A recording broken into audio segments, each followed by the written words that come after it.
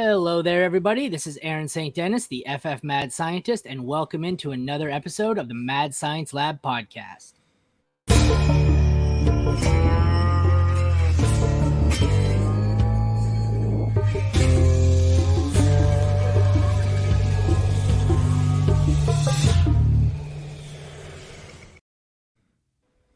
Today, we will be continuing with the My Thoughts series. Here to break down the Indianapolis Colts is Alan Seslowsky. Alan, thank you for joining me.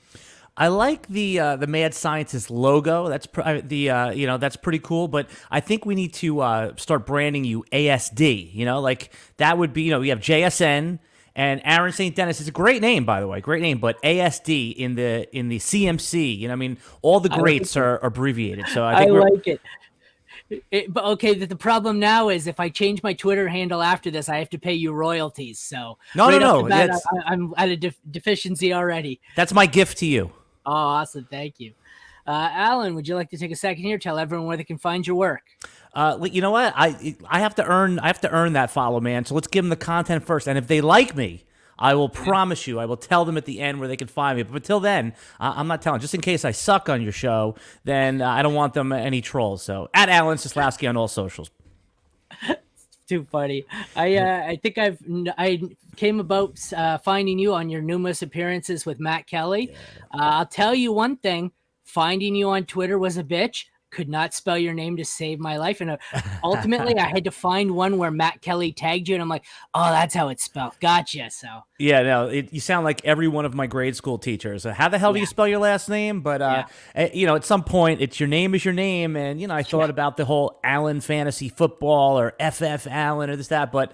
I had my Twitter before I was doing fantasy back 2007, 8, 9. I don't remember when I got on, so it was tough to change. Yeah. Fair it is. Last name is what it is. Mine's been mispronounced 100 times. Is it French? Is it not? Don't even care at this point. Now I'm just a mad scientist. All right, enough about my name. Let's roll into it here. Let's get into the Indianapolis Colts. New look quarterback room here. We've got freshly drafted rookie Anthony Richardson with the new alleged backup Gardner Minshew. Do you think Richardson gets a starting gig right out of week one, or do we see a little bit of Gardner here as they let Richardson develop a bit?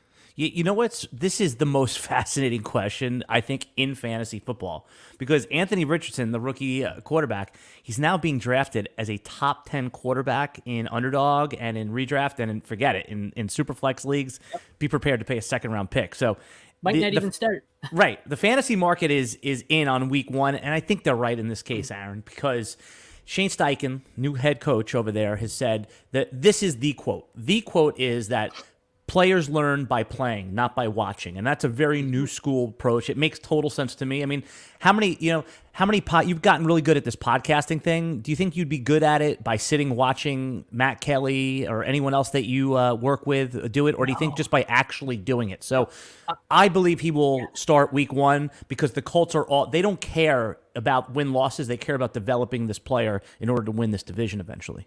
That's the best analogy I've ever heard. I watched thousands of these. Like I said, I drive around on the bus listening to them. And the first time I recorded an episode, it was, hello, how are you? I had no fucking clue what I was doing. But that's how many times do we see them where they bring in a quarter? The team's going to suck anyways. You bring him in and you're going to give Gardner Minshew, who's not your quarterback of the future, give him half a season. Who cares? They put Peyton Manning in as a rookie. Let him go in. Let him suck year one. Yeah. Let him get it out of the way. Move on next year, and he's ready to go. Instead, you wait 8 weeks or 6 weeks, and you're stunting his growth. Let him take the job. Let him run with it. And the counterexample you always get from people, they say, well, Patrick Mahomes, the greatest quarterback of all time, sat for a year. And I counter that by saying, what if they didn't? They didn't win the Super Bowl that year. They got far with Alex Smith, but what if they didn't? What if they actually played them? Maybe he would already have another Super Bowl. You never know. So play the rookies, especially when they're a top 10 pick, raw or not. And the difference is the Chiefs had an expectation to go to the playoffs and win. The Colts, they would like that, but I don't think that's their expectation, as you already said. Well, and that can be the difference sometimes. It doesn't always work. You come into a situation like the Jets where you're highly drafted and there's tons of expectation and the team's not that great around you and they rush, Zach Wilson and essentially ruined him. But Yeah. That's not always the case. And that's an excellent point that you just made. But here it is. I don't think most people believe that Zach Wilson was the second best quarterback on the board. I don't know. I thought Justin Fields was an easy pick, a chalk pick, and he was just, it was like throwing a little kid into the deep end. And you always say sink or swim. He dropped to the bottom. I mean, look what happened when they put Justin Fields in. He was fine. I mean, you have a rushing quarterback like Anthony Richardson. It's almost like he can't fail. Like Tim Tebow wasn't a good quarterback, but he was good for fantasy. And that's why he's being drafted as the QB 10, because that rushing floor often is seen as this high upside. But in reality, it just provides this rock solid floor for fantasy football. I think my approach to starting or benching the rookies depends on the coaching staff. You give me Andy Reid, Doug Peterson, a coach I trust, Shane Steichen. I think he could be trusted. Give me the rookie. You give me Matt Nagy, Cliff Kingsbury. I think I'd rather let him develop. Those guys, certain coaches just have the ability to ruin players no matter what. So yeah, the other piece of that is, I think most acknowledge at this point that the cheat code to winning a Super Bowl in the NFL is the rookie contract. Why waste a year of that? Yep. Just throw it, because you want to know. The worst thing you could do is draft a top 5 quarterback, and then you just don't know after 2 years, because then you're in Trey Lance. So it's a great example. I was going to say Jameis Winston, Marcus Mariota. They just got opportunity after opportunity, and they weren't the right fit. You waste 5 years of your franchise. Throw them in week 1, see what the situation is, and after 2 seasons, 3 the most, you have to make that decision, because you say 5-year contract, but a lot of these guys, they want to get paid after year 3. Yeah, well, that's exactly it. You see some of these teams picking up the 5th-year option because they don't know yet, and they want to determine whether it's the 5th year. Why the hell have you not figured this out in the first 4 years? You should be either moving on by now, or you should know, and he should be extended. Like you said, all these guys are being extended. What is it this year? Burrow and Herbert going to be extended in year 3, is it? Right, and Tua would be on that list too, but I don't think that he's going to be extended. I mean, I don't even think he's going to. Extenuating circumstances for him. Right. He's a wait and see. So if you had to guess, do you think they give it to Richardson right out of the gate? I would say that it's about 80%. He would have to be almost like incompetent in trading camp for him not to get it. I would call it 80%, and if in betting terms, I would say he's like minus 700, to be the week 1 starter, like almost a virtual lock. And we saw on the on his ESPN where they talk through plays and quarterback. He's obviously very intelligent. Yes. He can spit back plays, memorization. I mean, because what are they really going to do with him? They're going to run the ball, right? They're going to design runs. They're going to do short passing game. They have Jonathan Taylor. They upgraded a little bit of the offensive blocking stuff. So I would say it's a virtual lock outside of complete failure or injury. Yeah. The only ones, like, I get Hooker's not going to play this year because of the injury, but he's one where I think I'd advocate sitting him a year just based on he kind of ran a gimmicky spread offense. He's someone who could probably benefit from a year of seasoning to learn the NFL pro style offense, but in this case, he should be starting. What we're talking about is top 5 NFL quarterback, top 10 picks. Yeah, 3rd round pick. I mean, that guy. Look, there's talk that Malik Willis may not even make the roster from Tennessee. That's a 3rd round pick. That happens all the time. And Hendon Hooker, like you just said, that's why you take him in the 3rd round, just to wait and see. I said I don't think if he hadn't been injured, I don't think Hooker's a 3rd round pick. I think he's probably better than that, but it's a story for another pod. Moving on to the running back room, we have the alpha dog here, Jonathan Taylor, backed up by Deion Jackson, who had his useful games last season. I picked him up on waivers in a few leagues when Taylor was out. Zach Moss, who's just there to ruin the pass game, and newly drafted Evan Hull. Oh, I didn't even notice. We have Darrington Evans buried down there. If he stays healthy, this is obviously Jonathan Taylor's backfield.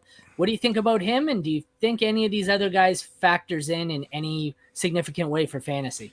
Aaron, your viewers don't need us to tell them to draft Jonathan Taylor, but what they do need is when they're on the clock in the first round of their redraft leagues is, do I take Bijan Robinson? Do I take a wide receiver? Do I take Jonathan Taylor, right? I mean, Jonathan Taylor is was the consensus 1 or 2 pick last year, heading in with him and Christian McCaffrey, had a down year, right? So that's why he's available to you in the middle or late first round. And I've even seen him in some best balls where they get wide receiver crazy, drop to the early second round. So Wow. I'm in on, I mean, once in a while, and that was early in February, he's working his way back up. I guess really the question is that I think that he's these workhorse running backs are almost impossible to find. He's that guy. But I think Taylor, his days of finishing as the RB1, it's probably a little bit lower, but he's a locked-in top 5 player. Anthony Richardson could take away a few of the rushing touchdowns, 3 to 4 of those, similar to like Josh Allen does to his running back. So I think Taylor is as solid as they come. I mean, you've been in a million of these best balls. I mean, running back really gets ugly quick. So I would personally take Bijan Robinson ahead of him, but I understand if you like. I did a draft yesterday for Lindy's magazine, and I was against a bunch of experienced guys. Taylor went pick 5, pick 6. I mean, that's where he's going to go. So none of these the rookies, Evan Hull, or are you talking about Zach Moss or Deion Jackson? Great little fill-in guys that'll form a committee if Taylor gets hurt, but they're no threat to the 70% workload that he should get. Yeah, I think I have him at 3 or 4. You take the 2 big name receivers, then it's your choice between Bijan and Taylor. But that's it. The argument for both of them is there. How many, outside of a Mike Tomlin offense, how many bell cows are there? Everything's a committee now. So you take the bell cow when he's there. Just hope he doesn't get hurt. It's a pretty simple one here. If Taylor does miss a game or two right there, what do you think happens? Is it a complete committee, or do any of these other running backs do you think will at least get 15 to 18 touches? I like Deion Jackson last year. I thought he had some good games, mixing Zach Moss with in the passing game a bit. But if Taylor goes down, I'll have waiver claims in on Deion Jackson just like I did last year. Won't be obviously a high end running back a 1, but I think I flexed him a few times last year and he was serviceable. But other than that, there's nothing else really that excites me here. Well, Evan Hull, we've seen a lot of these guys come in the 5th. He drafted very late in the 5th round. I mean, he had 55 receptions or so in that last year of college. Do I have that right? I mean, it's look, you can look that up while I'm talking, but it's usually it's the benchmark for if you're going to be a prolific pass catcher in the NFL is I usually look 20, 25. For me, that's good enough. If I think just through glancing through his stats, I saw something ridiculous. I don't know. Do you have that up in front of you there?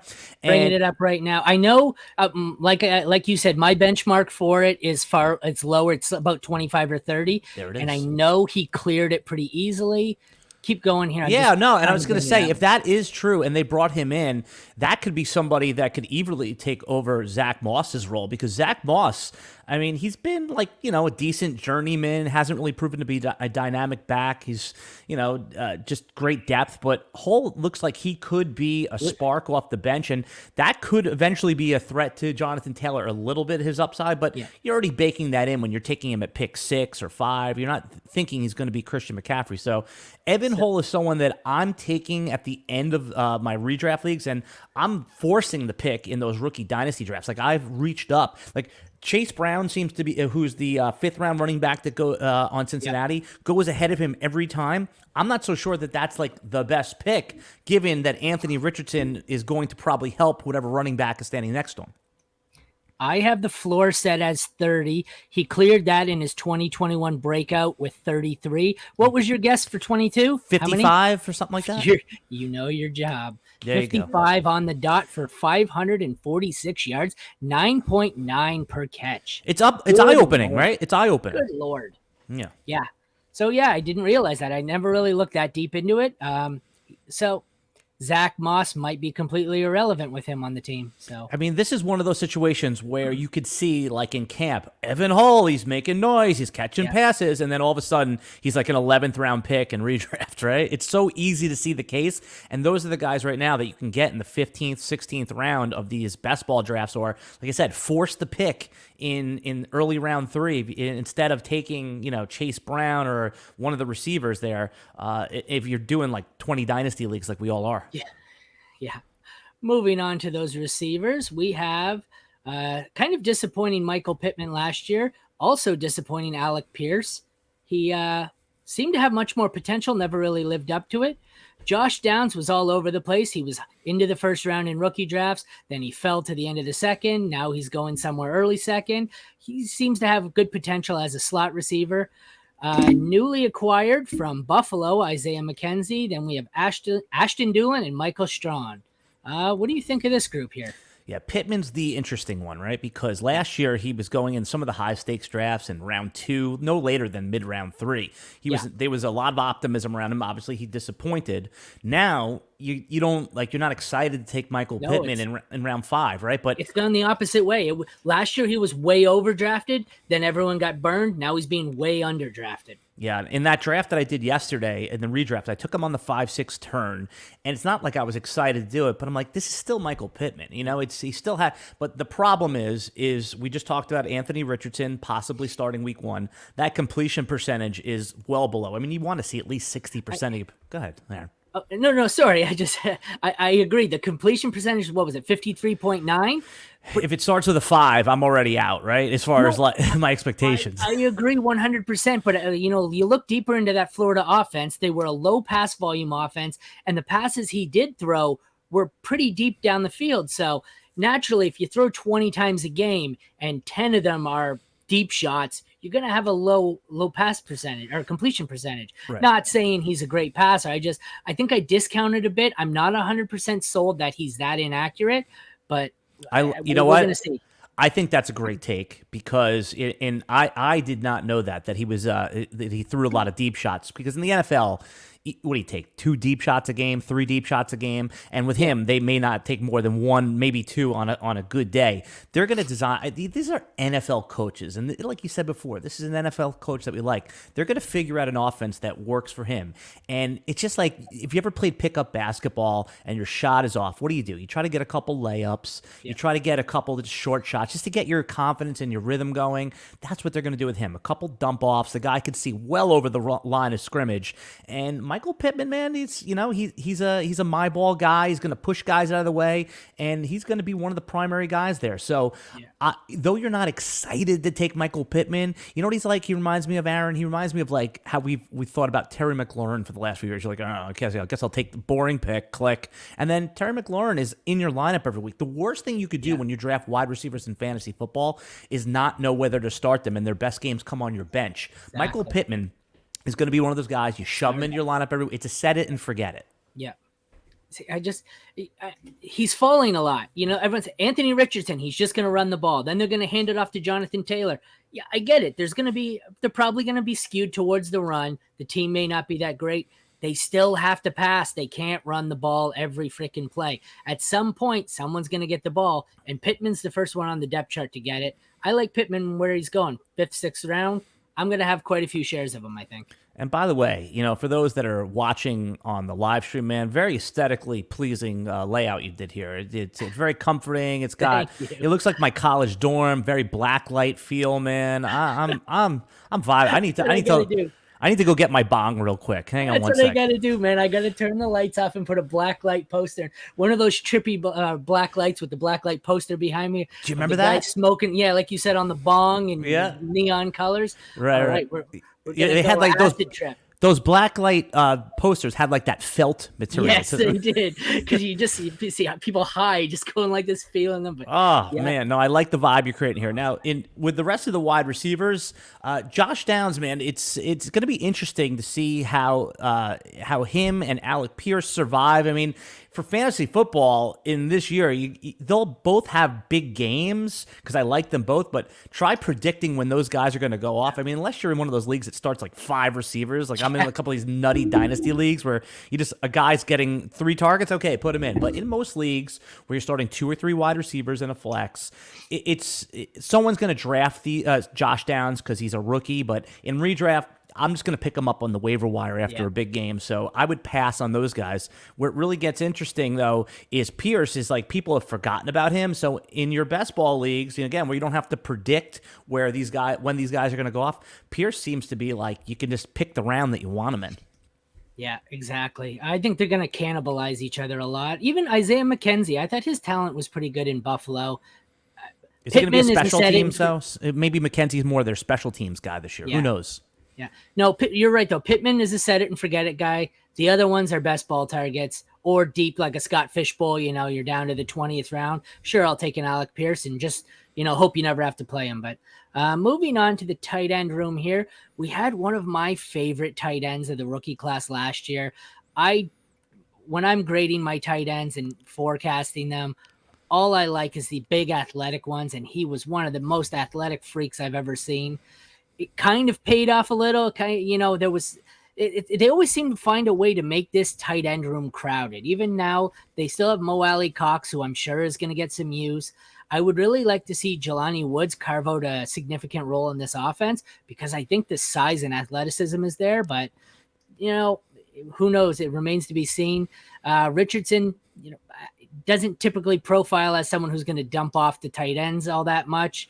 I think he's probably more of a red zone threat than anything. What do you think about these two? Yeah, was there anything more maddening in fantasy football than the Colts tight ends last year? Just when you start one guy, because listen, unless you're one of the top 5 or 6 players in your league, you didn't have a tight end that you felt confident with. So I started Jelani Woods and got zeros twice, and then when I had him on my bench or cut him, he has a 2 touchdown game. I love him because obviously he's a monster. He's a basketball player basically, right? What is he, about 6'8"?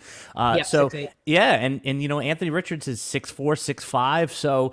And this is a new coaching system, so we don't know how they're going to use it. But you could see them, faking the run on the goal line and passing to one of those big monster tight ends. In Mo Alley Cox again, he's actually a real former basketball player. Yeah, it's like the whole team could be a starting 5, right, with Anthony Richardson. So and this is not any groundbreaking take here, but we like these guys individually. But since there's so many good ones, and don't forget Kylan Granson, right? He's a decent. I mean, he's on the depth chart, right? He's gonna have a game here and there, but for the most part, you're never gonna be able to correctly predict these guys. If you have a 2 tight end league, Woods, sure, no problem, but for the most part, in a normal redraft league, you're probably not gonna take these guys. And Woods, like you said, though, is the best bet just because of his size, athleticism, and obviously he's still pretty young.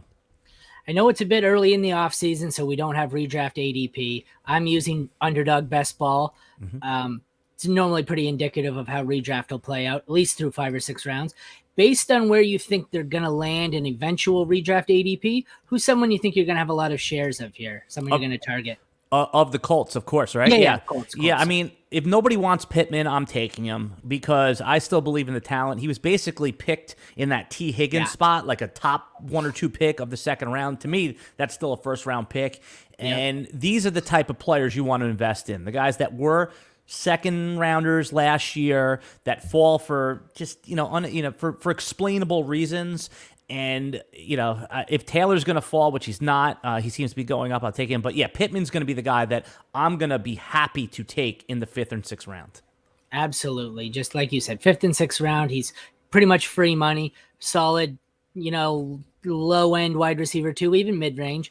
On the opposite side, I think rookie hype's getting a bit out of control, and my avoid here will be Josh Downs. Yeah. Not really a big fan of rookies, especially with some target competition.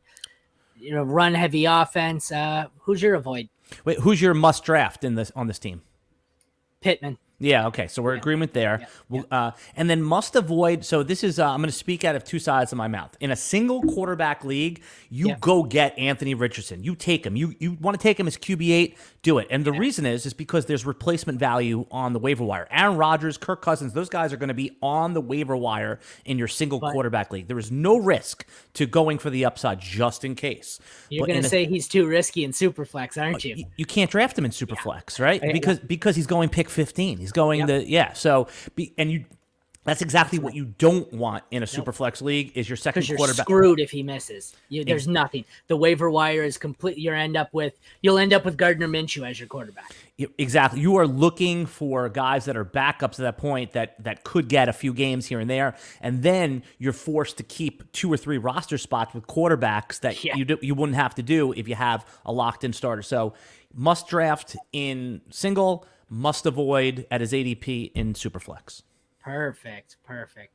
All right. Well, I think you did good enough for the listeners, so I think you could probably tell everyone where they can find your work now. Okay, at Alan Seslowsky right there. And of course, I was kidding. And you know what? For your listeners today, I work for RotoWire, which is one of the legacy fantasy companies that's been around since the mid '90s. And right now, they're unlocking their paywall for your listeners. You can go to rotowire.com/try. That's rotowire.com/try. You just put in your email, Aaron, and the paywall, everything unlocks for 2 days. There's no credit card to put in. There's nothing to cancel. It's not like, oh yeah, all of a sudden, $9 a month shows up on your credit card statement. It just stops. And if you want to, I gotta write that down. Yeah, rotowire.com/try. Just literally put in your email, and for the price of your email, you get everything unlocked for 2 days. That's excellent. Well, thank you. It was a very good breakdown. I appreciate you coming on. It was nice to meet you face to face. Yeah, you're a good dude, Aaron, man. I think that I like your show. I watch it, and it's in my rotation. It's good. I just want to get a quick take on what happened with the teams. I think that you're doing something cool and innovative in the space, man. And there's no doubt to me, I see it clearly that you are going to blow up as a fantasy analyst because you're likable, you're smart, and you're doing all the right things. So I'm going to be a fan watching as you do it. Thank you very much. I appreciate that, Alan. All right, everyone. This has been my thoughts on the Indianapolis Colts with Alan Seslowsky. Once again, I am Aaron St. Dennis, the FF Mad Scientist, and this has been the Mad Science Lab podcast. Thank you, Alan. Thanks, everyone, for watching.